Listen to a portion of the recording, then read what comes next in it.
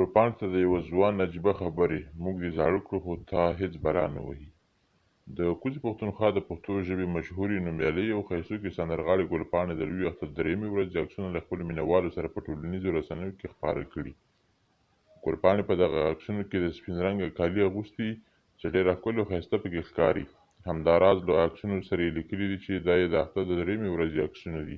ګلپاڼې دغه عکسونه تر اوسه پورې 14,000 کسانو خوښ کړي او له 2,000 څخه زیاتو کسانو پرې تبصرې کړي. هغې زیاتو مینهوالو د هغې د عکسونو ستاینه کړې، خو په ډېرو تبصرو کې ځینې جالبې تبصرې هم ورته شوي. د سردار انتظار په نوم یو کس د هغې په ستاینه کې لیکلي چې ماشاءالله د حسن حد په تا تمام دی. همداراز د ستا دوران په نوم یو کس لخوا ورته لیکل شوي دي موږ دې زاړه کړو خو تا هېڅ بلا نه وهي چې زموږ د وطندار به درسره څه حال وي. د یادولو ده چې د ګلپاڼې په اړه یو مهال خبر خپور شوی چې د خوست له یو کس سره یې واده کړی، خو ګلپاڼې په دې اړه تر اوسه څه نه دي ویلي.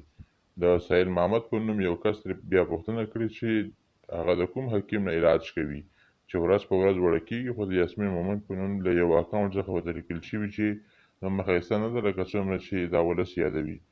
دوستانو، تاسو هم د ګلپاڼې مینهوال یاست او که ګلپاڼه درته د واده ووایي واده به ورسره وکړئ.